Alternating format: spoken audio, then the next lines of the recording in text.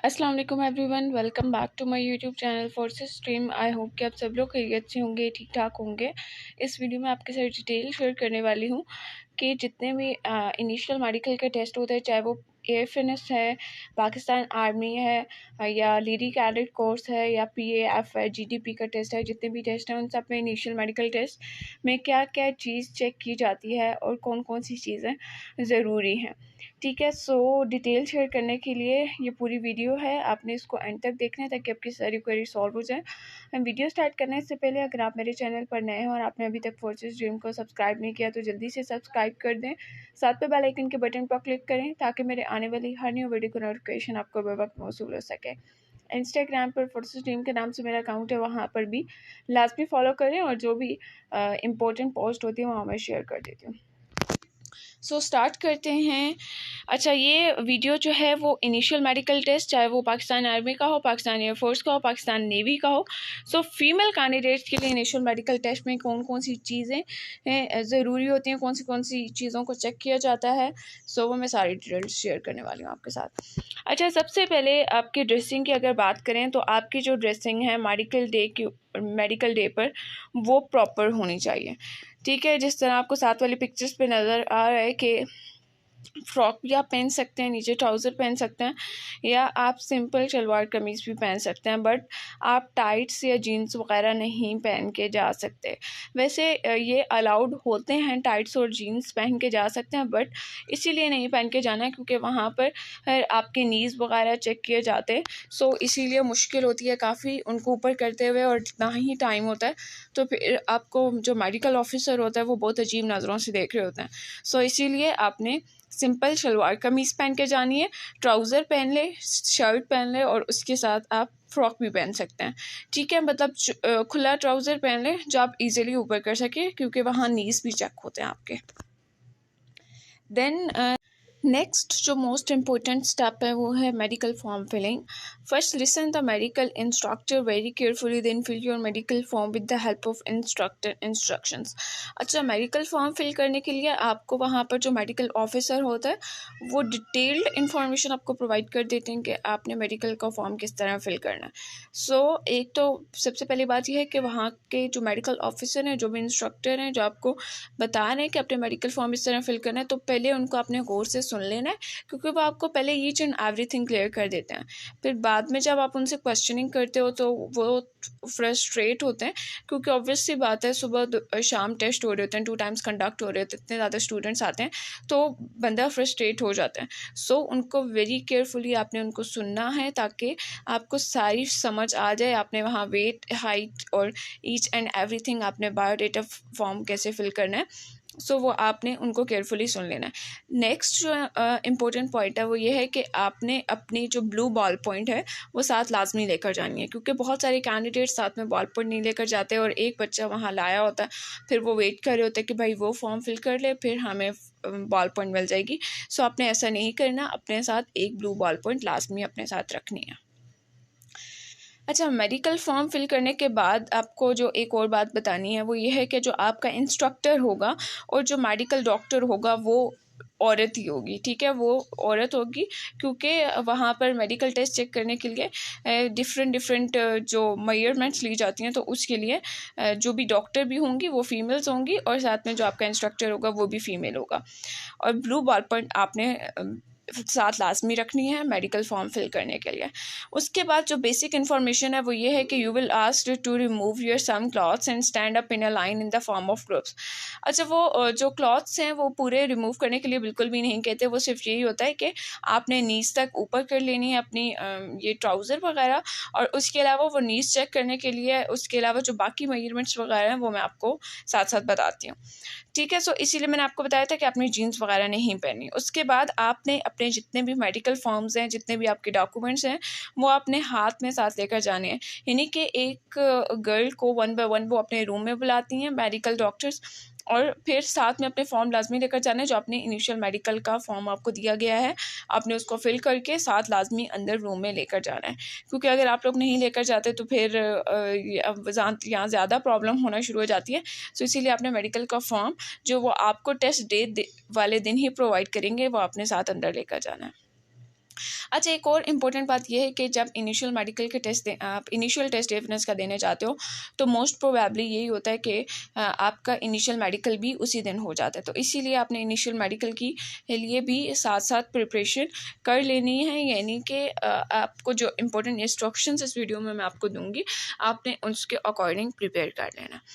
अच्छा, उसके बाद आपकी जो फर्स्ट मेजरमेंट ली जाती है वो आपकी हाइट की ली जाती है, और आपको एक जो आपको स्टैंड नज़र आ रहा है आपने उसके साथ खड़ा होना होता है, और आपकी नीज़ जो हैं वो पीछे जो स्टैंड का फोल्ड होता है आपकी उसके साथ टच होनी चाहिए, और उसके बाद जो आपका हेड है वो भी बिल्कुल उसके साथ टच होना चाहिए, क्योंकि अगर क्योंकि ऊपर जो डंडा होता है ना वो आपको लगता है कि आपके नीचे गिर जाएगा और आपके सर के ऊपर लग जाएगा। सो ऐसा कुछ भी नहीं होगा, आपने बिल्कुल स्ट्रेट खड़ा होना है ताकि आपकी जो मेजरमेंट है वो बिल्कुल ठीक हो जाए, क्योंकि अक्सर आपकी मेजरमेंट अगर कम हो जाती है तो फिर रिजेक्ट भी हो जाती हैं कुछ कैंडिडेट्स।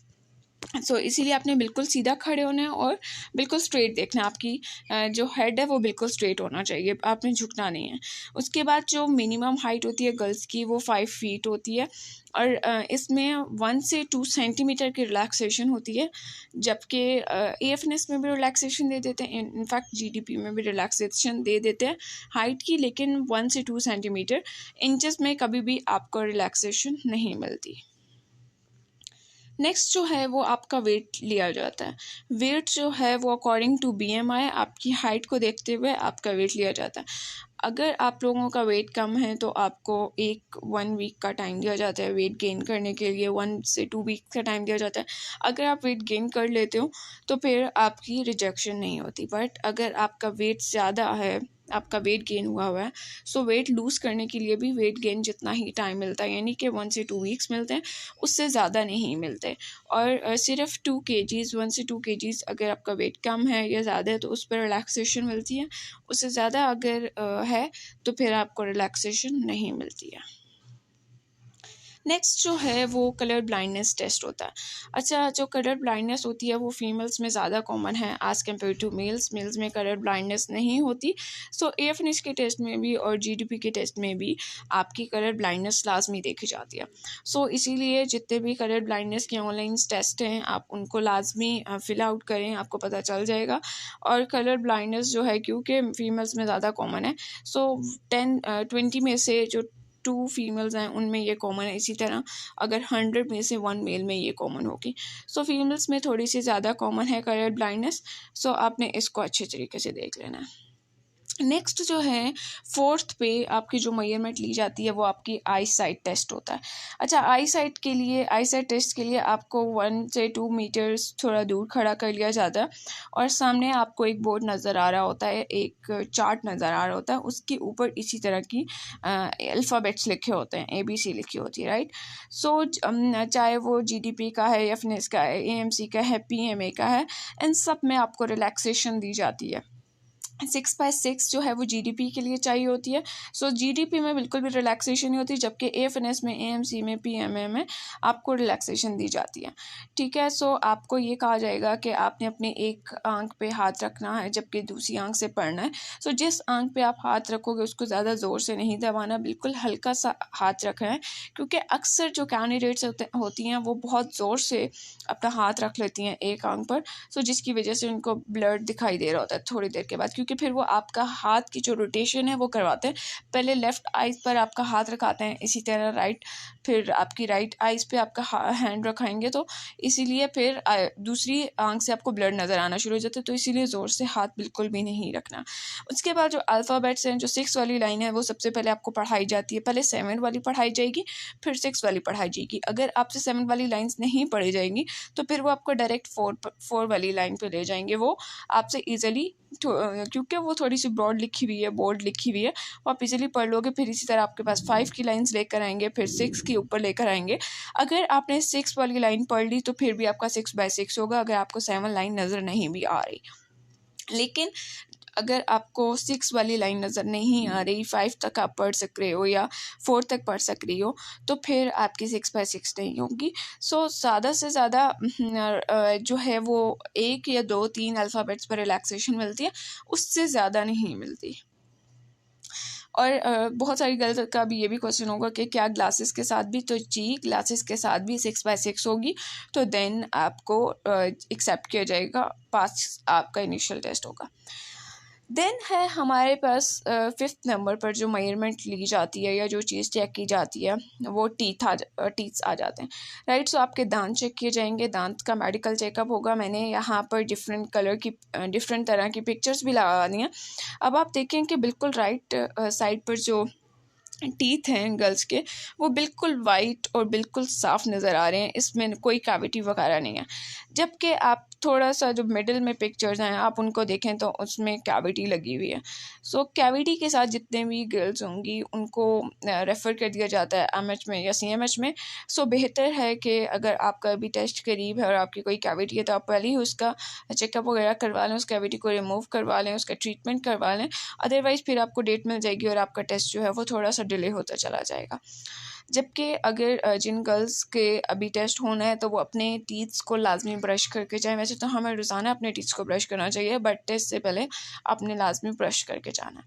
देन नेक्स्ट जिस चीज़ की मेजरमेंट ली जाती है, देन जो आपका है उसके बाद आपका नोज़ चेक किया जाता है। नोज़ में बेसिकली आपको ये पिक्चर में आपको दिखाई दे रहा है कि एक तरफ आपका नॉर्मल नेज़ल सेप्टम है, देन आपके पास दूसरी तरफ जो है लेफ़्ट साइड पर जो पिक्चर दिखाई दे रही है उसमें डेविएटेड नेज़ल सेप्टम है। सो जिनका डेविएटेड नेज़ल सेप्टम होता है उनको एक्सेप्ट नहीं किया जाता, जबकि इस तरह का नॉर्मल नेज़ल सेप्टम होना चाहिए, राइट। 7th में आपका ईयर चेकअप किया जाता है। अच्छा, आपने अपने कानों की सफाई लाजमी करके जानी है, क्योंकि जिन लोगों का ईयर वैक्स नहीं हुआ होता सो उनको फिर दोबारा वही बात है कि आपको एमएच में या सीएमएच में रेफ़र कर देंगे, सो फिर आपको अपने ईयर की वैक्स करवानी पड़ेगी। सो इसीलिए आप पहले ही अपने कानों की सफाई लाजमी करवा के जाएँ।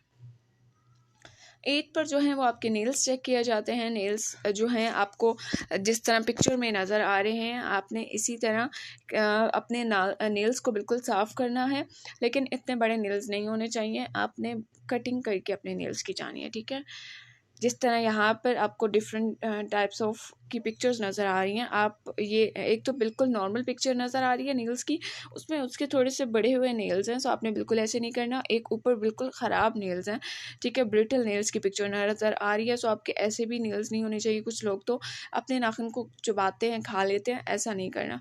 और नेल पॉलिश अलाउड नहीं है, आपने नेल पॉलिश वगैरह लगा कर बिल्कुल भी नहीं जानी।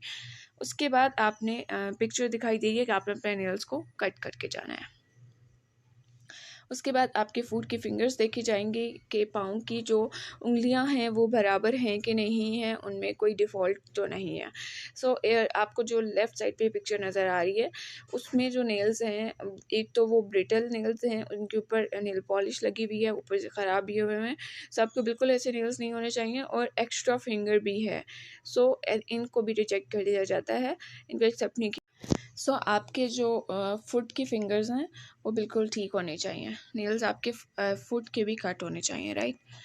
उसके बाद जो है वो आपकी हैंड की फिंगर्स देखी जाती हैं कि उसी तरह जिस तरह फुट की फिंगर्स बताई हैं मैंने आपको कि बिल्कुल जो है कोई एक्स्ट्रा फिंगर नहीं होनी चाहिए, और आपके हाथ के ऊपर क्या कोई कट वगैरह तो नहीं लगा हुआ, कोई सर्जरी वगैरह तो नहीं हुई या जला हुआ तो नहीं है। सो ये सारी आपकी चीज़ें देखी जाती हैं। इसी तरह आपने अपने हैंड की फिंगर्स जो हैं वो क्या वो स्ट्रेट हैं कि नहीं है, वो अटैच तो नहीं हुई, कोई डिफ़ॉल्ट तो नहीं है, अल्लाह माफ़ करे कोई डिफ़ॉर्मिटी तो नहीं है, कोई एक्सीडेंट वगैरह तो नहीं हुआ, कोई फ्रैक्चर तो नहीं हुआ। सो आपकी ये सारी चीज़ें जो हैं वो चेक की जाती हैं।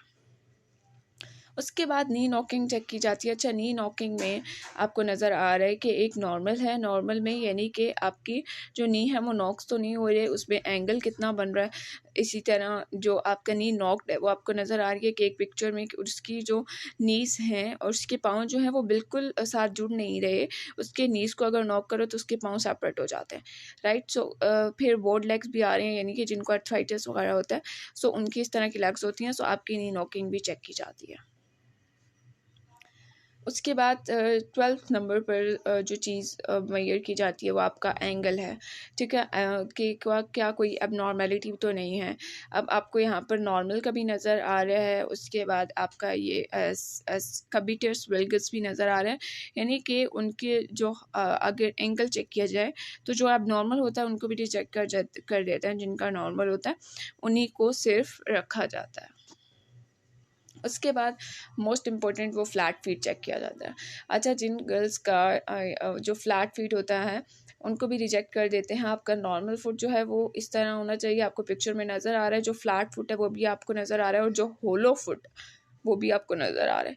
सो फ्लैट फीट को अक्सर जो है वो रिजेक्ट नहीं करते, वो रेफ़र कर देते हैं। मेडिकल टेस्ट वगैरह उनका होता है तो फिर उसके अकॉर्डिंग, उसकी रिपोर्ट के अकॉर्डिंग आपको इन्फॉर्म किया जाता है। सो इसी तरह आपका नॉर्मल फुट भी है, फ्लैट फुट भी है, सो उसकी बेसिस पे भी आपका चेकअप किया जाता है। देन आपका फुल बॉडी चेकअप किया जाता है। वो किस तरह होता है कि कोई आपका कट वगैरह तो नहीं है, कोई टैटूज़ वगैरह तो नहीं बनाए हुए। सो ये सारी चीज़ें आपका इनिशियल मेडिकल टेस्ट में चेक की जाती हैं। आई होप कि आपको इनिशियल मेडिकल टेस्ट में जो जो चीज़ें मुहैया की जाती हैं आपको उनकी सारी जो इन्फॉर्मेशन थी वो पता चल गई होगी, जो क्वेरीज थी वो सॉल्व हो गई होंगी। सो अगर आप लोगों को ये वीडियो अच्छी लगे तो इसे लाइक करें, अपने फ्रेंड्स के साथ शेयर करें। नेक्स्ट वीडियो तक के लिए मुझे दीजिए इजाज़त। अपना बहुत सारा ख्याल रखिएगा। Thank you for watching. अल्लाह हाफिज़।